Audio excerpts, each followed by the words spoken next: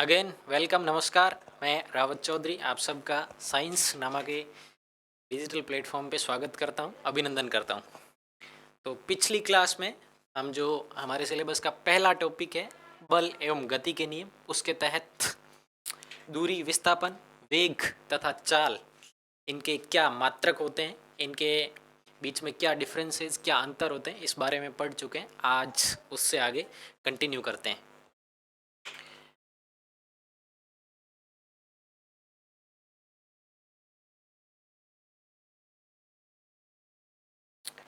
तो आज हम पढ़ेंगे एक समान गति। एक समान गति का मतलब ये है कि अगर हम वेग की बात करें तो वेग का जो परिणाम है वो नियत रहना चाहिए, या फिर चाल है वो नियत रहनी चाहिए।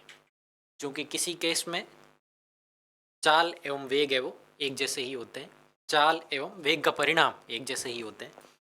क्योंकि वेग है वो एक सदिश राशि है, तो मैं वेग को अगर लिखना चाहूँ तो वेग के ऊपर तीर का निशान लगाएंगे, यानी कि ये एक सदिश राशि बन गई। तो इस सदिश वेग के बराबर मैं वेग का परिणाम तथा इसके साथ में गुणा में आएगी वेग की दिशा।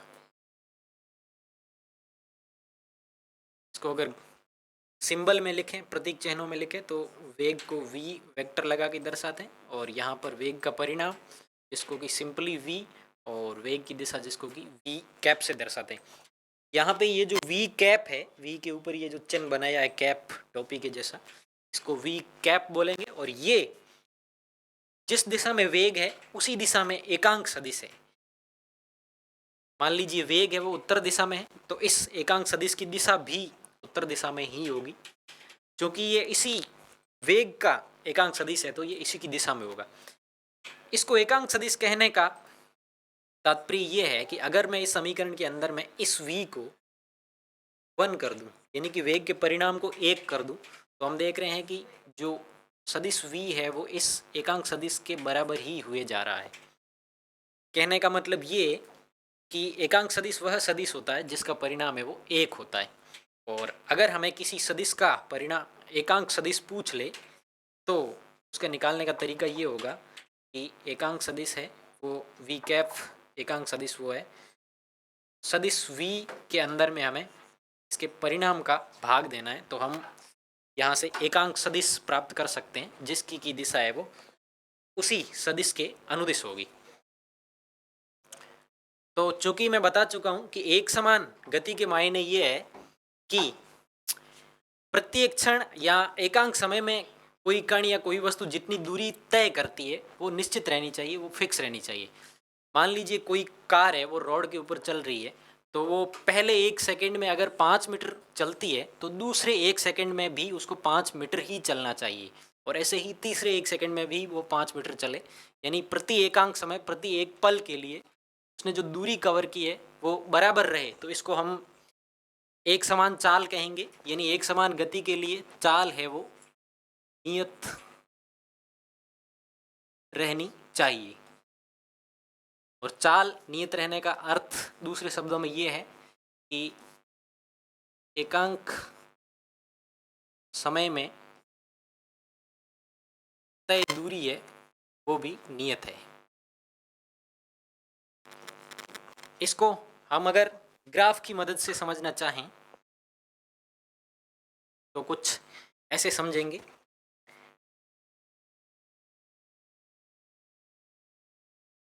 एक्स एक्सिस के ऊपर हम समय दर्शाना चाह रहे हैं, जो कि ऑब्वियसली सेकेंड्स में होगा, एसआई यूनिट में। तो इस एक्सिस के ऊपर हम समय को ले रहे हैं, और इस एक्सिस पे हम दूरी जो कि मीटर में होगी, और वो वाई एक्सिस के ऊपर है वो इस दिशा में लिए जा रहे हैं। अब हम मान रहे हैं कि कार है वो पहले 1 सेकंड में 5 मीटर चली, तो यहाँ पर मैं एक एक सेकंड के अंतराल पे आंकड़े दर्शा रहा हूँ जो कि बराबर होने चाहिए आपस में, ताकि अच्छे से हम ग्राफ बना सकें। तो 1 2 3 4 और 5, और ऐसे ही, क्योंकि हम ये मान रहे हैं कि प्रति 1 सेकेंड में कार जितनी दूरी तय करती है वो 5 मीटर है। तो यहाँ पर मैं 5-5 मीटर के अंतराल पे आंकड़े दर्शा रहा हूँ, 5, 10, 15, 20 और 25।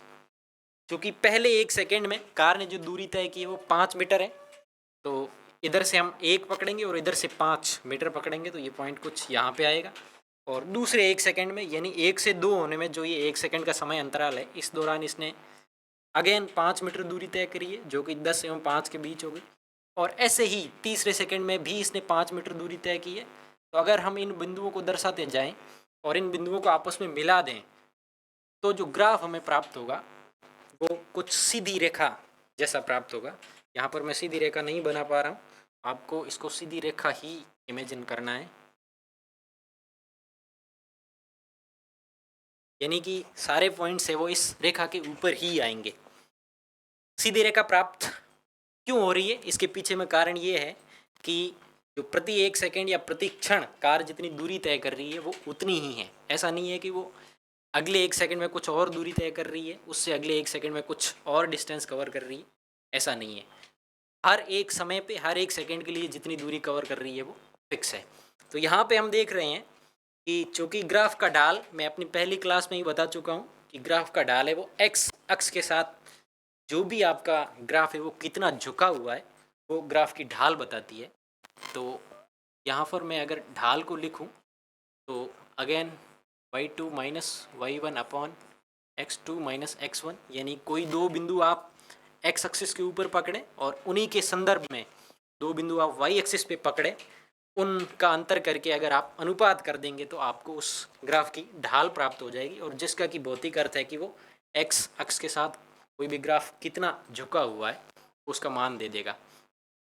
और यहाँ पे जो कि y एक्सिस पे इन्हीं दो बिंदुओं के ऊपर मान लीजिए हम ये वाले 2 पॉइंट पकड़ लेते हैं, एक ये वाला और एक ये वाला, और ठीक इनके संदर्भ में भी जो x एक्सिस पे पॉइंट है उनको पकड़ लेते हैं। इसको मैं a नाम दे देता हूँ, इसको मैं b नाम दे देता हूँ। तो a एवं b बिंदुओं के ऊपर अगर मैं दूरी के अंतरालों की बात करूँ तो वो 15 माइनस 10 होंगे, और ऐसे ही a एवं b बिंदुओं के संदर्भ में x एक्सिस पे मैं पॉइंट पकड़ूँ तो वो 3 माइनस 2 होंगे, और इस प्रकार से यहाँ 5/1 आ रहा है।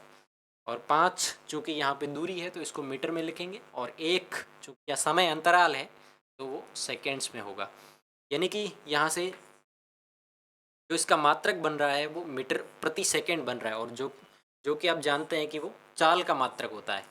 यानी कि इस ग्राफ की ढाल, दूरी वर्सेस समय का जो ग्राफ है उसकी ढाल है वो हमें चाल देगी। तो चाल का मान है वो, इसको मैं ऐसे लिखूंगा कि p वर्सेस समय ग्राफ की ढाल।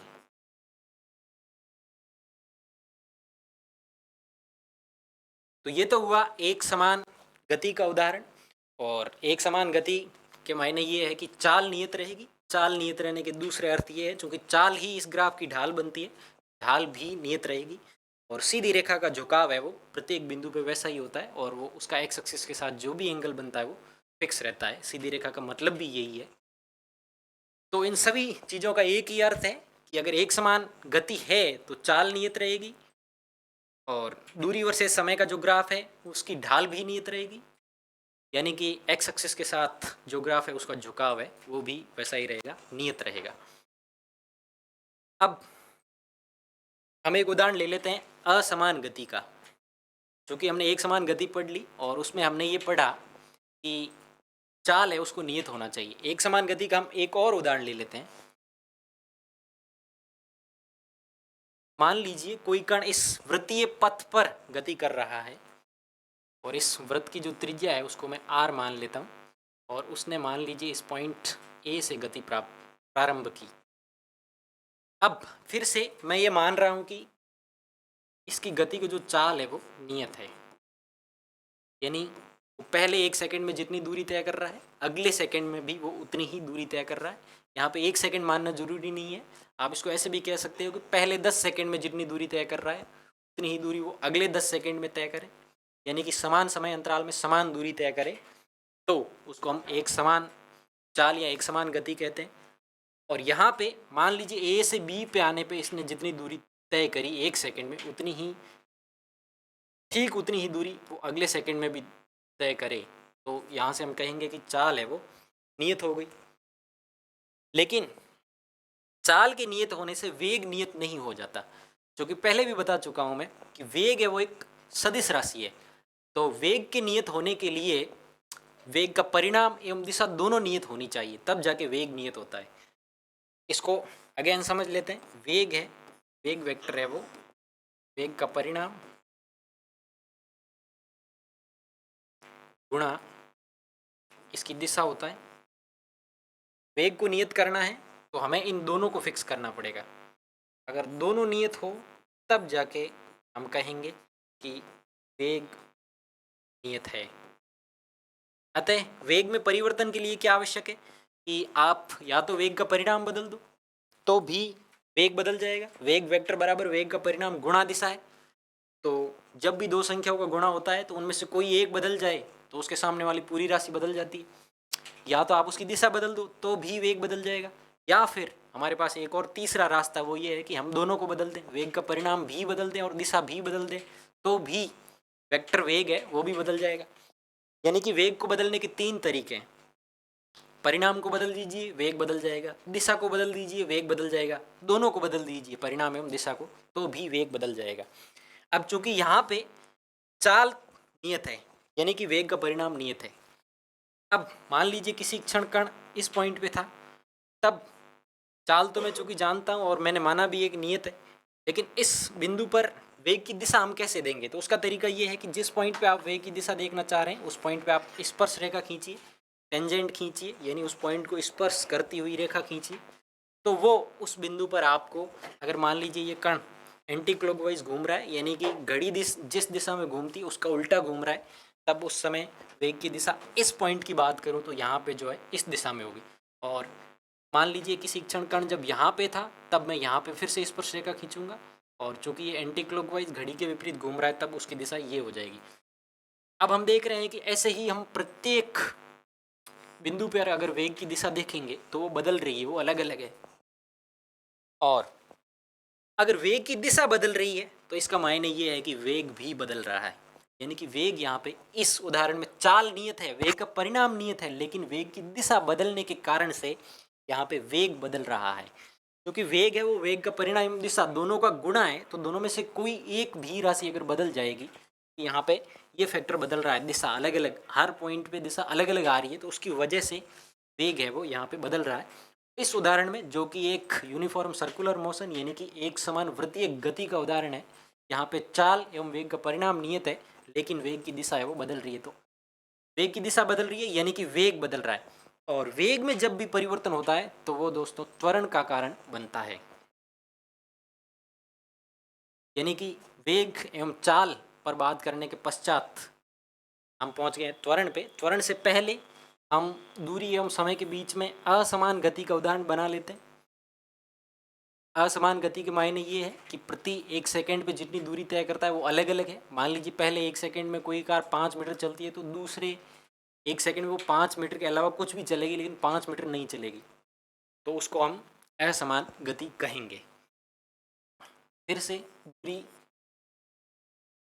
एवं समय के बीच में ग्राफ बनाएंगे, और ये जो कि सेकेंड्स में होगा और ये मीटर में होगा।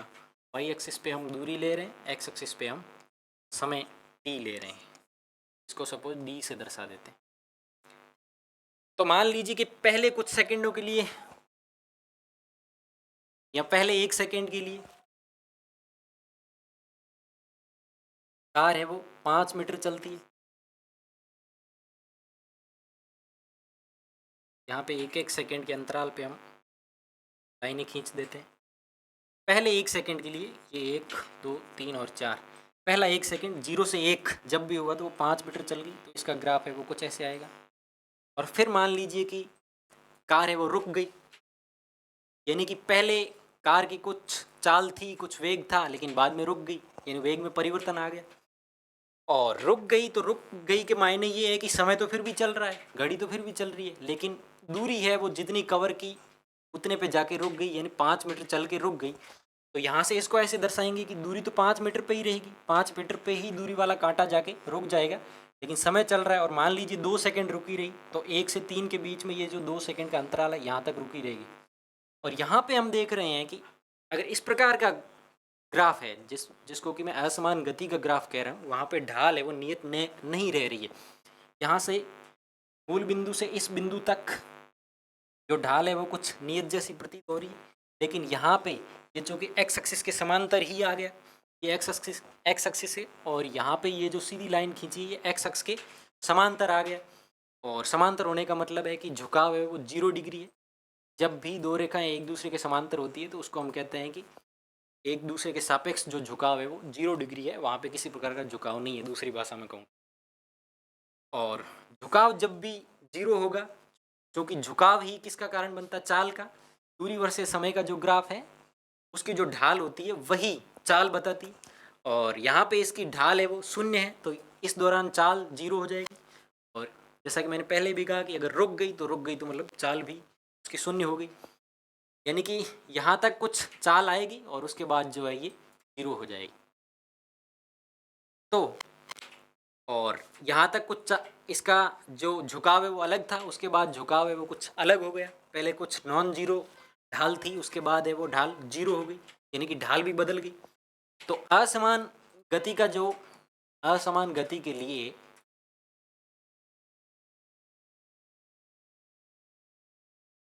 लिए दूरी वर्सेस समय का जो ग्राफ है, समय के ग्राफ की ढाल बदलती है। ढाल बदलती है मतलब ढाल नियत नहीं रहती है। दूरी वर्सेस समय के ग्राफ चाहे कैसा भी हो, चाहे असमान गति के लिए हो चाहे समान गति के लिए हो, इसकी ढाल हमेशा ही चाल को देगी। लेकिन अगर ढाल बदल रही है तो चाल बदल जाएगी, क्योंकि असमान गति है तो चाल बदलेगी। और अगर समान गति है यानी चाल नियत है तो उस केस में हम कहेंगे कि दूरी और समय के बीच का जो ग्राफ है उसकी ढाल भी नियत रहेगी। लेकिन ये असमान गति है तो ढाल नियत नहीं रहती है। अब हम बात कर लेते हैं कि त्वरण क्या होता है। पहले भी बताया कि वेग में परिवर्तन कैसे भी हो, एन के एन प्रकार है, चाहे दिशा बदले, वेग का परिणाम नियत रहे तो भी वेग में परिवर्तन होगा, परिणाम एवं दिशा दोनों बदले या फिर दिशा वही रहे लेकिन वेग का परिणाम बदले, तो तीनों तरीके से जो है वेग में परिवर्तन हो जाएगा। तो कैसे भी करके अगर वेग में परिवर्तन हो रहा है तो वो त्वरण का कारण बनेगा और उसी को हम त्वरण कहते हैं। तो और परिवर्तन किसके सापेक्ष, समय के सापेक्ष। त्वरण वेग में समय के सापेक्ष परिवर्तन। तीनों अलग अलग उदाहरणों से समझ लेते हैं कि मान लीजिए वेग में वो परिवर्तन है वो उसके परिणाम की वजह से हो रहा है। तो इसको ऐसे समझेंगे कि कोई कार है वो किसी रोड के थ्रू उत्तर दिशा में जा रही है और उसी दिशा में आगे बढ़ रही है, लेकिन रोड पे अगर ब्रेक्स या खड्डे वड्डे हैं तो उसकी वजह से स्पीड कम या ज़्यादा होगी, लेकिन उसकी दिशा नहीं बदलेगी, वो उत्तर की तरफ ही जाती रहेगी। लेकिन वेग में परिवर्तन हो रहा है, एक्सीलरेटर है उसको कम या ज़्यादा करना पड़ रहा है तो वेग में परिवर्तन हो रहा है। वहाँ पे जो है वो उदाहरण इस स्वरूप का होगा कि वहाँ पे दिशा वही है लेकिन वेग का परिणाम बदल रहा है। कभी उसका वेग है वो 60 किलोमीटर प्रति घंटा है, कभी 30 किलोमीटर प्रति घंटा है, कभी 100 किलोमीटर प्रति घंटा है, लेकिन वो प्रत्येक क्षण पे कुछ ना कुछ अलग है। तो यहाँ पे जो वेग में परिवर्तन हो रहा है वो उसके परिणाम की वजह से। दूसरा एक उदाहरण अभी हमने यहाँ पे एक समान वर्तीय गति का लिया था, तो वहाँ पे एकांक समय में जो दूरी तय कर रहा है यानी वेग का परिणाम नियत था लेकिन दिशा हर बिंदु पे बदल रही थी, वहाँ पे भी कहीं ना कहीं दिशा की वजह से ही हो लेकिन वेग में परिवर्तन हो रहा था, तो वो जो परिवर्तन था वो दिशा की वजह से था। अब क्या कोई ऐसा भी उदाहरण है जिसमें वेग की दिशा भी बदले और वेग का परिणाम भी बदले? तो इस प्रकार के उदाहरणों को प्रोजेक्टाइल मोशन कहा जाता है। यानी कि मान लीजिए आपने यहाँ पे कोई बंदूक लगाई और उस बंदूक से जो गोली दागी जाएगी वो जो गति करेगी वो कुछ इस प्रकार की गति करेगी, इसको कि प्रोजेक्टाइल मोशन कहा जाता है। तो ये जो गति है इसमें प्रत्येक पॉइंट पे आप देखेंगे कि वेग का परिणाम भी बदल रहा है और साथ ही साथ वेग की दिशा भी बदल रही है। इस प्रकार की गति में जो त्वरण लगता है वो वेग के परिणाम में परिवर्तन एवं वेग की दिशा में परिवर्तन दोनों की वजह से लगता है। कुल मिला के ये किन प्रकार त्वरण या एक्सीलरेशन है वो समय के सापेक्ष वेग में परिवर्तन को बताता है, या फिर वेग में परिवर्तन की दर है उसी को हम त्वरण कहेंगे। अब चूंकि वेग मान लीजिए किसी समय पे पहले जो है वेग का मान v1 था और बाद में t समय बाद या t2 माइनस t1 समय अंतराल बाद वेग का मान v2 हो गया, तो जो परिवर्तन हुआ पहले जो मान था और बाद में जो मान प्राप्त हो रहा है उन दोनों के अंतराल को ही हम परिवर्तन कहेंगे। वो पहले जो t1 था और बाद में t2 था, या फिर इसको ऐसे मान लीजिए कि बाद में कुछ v हो गया पहले 0 था, और t भी आप मान लीजिए कि t समय अंतराल में ऐसा हुआ है तो t सेकेंड बाद है वो वेग कुछ v हो गया, तो इसको गणित की भाषा में ऐसे लिखेंगे। और दूसरा अगर हम इसका मात्रक निकालना चाहें तो वो कुछ ऐसे होगा कि वेग पर है जो कि वेग में अंतराल है तो वेग ही होगा, और नीचे जो है समय आ रहा है तो वेग का या चाल का जो मात्रक है वो दोनों समान है। वो चूँकि हम पढ़ चुके हैं कि वो दूरी या विस्थापन बटे समय होता है, ये तो हमने लिख लिया वेग का। साथ ही साथ एक बार और हम समय का भाग दे दें तो हमें जो है त्वरण का मात्रक या त्वरण की जो यूनिट है वो प्राप्त हो जाती है। तो यहाँ से आप देख पा रहे हैं कि यह है कुछ दूरी का मीटर और समय का एक बार सेकंड, समय का सेकंड, और अगेन फिर से यहाँ पर समय आ रहा है तो उसका भी फिर से सेकंड हो जाएगा।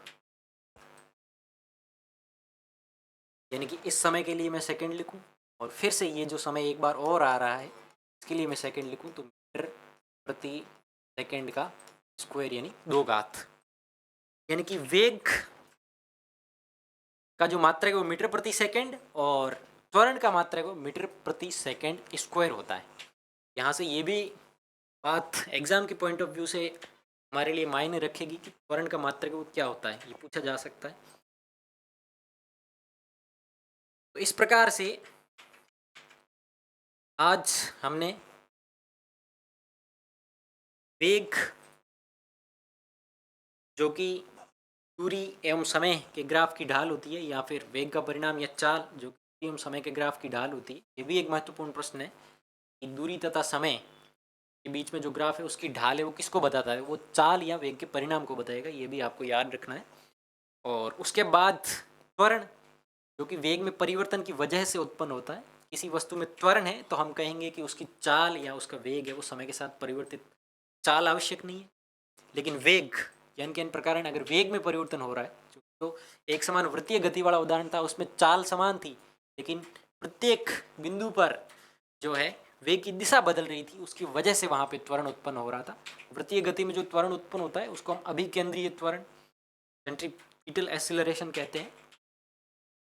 तो वेग है वो यन किन प्रकार वेग में त्वरण है वो यन किन प्रकार वेग में परिवर्तन के कारण से उत्पन्न होता है।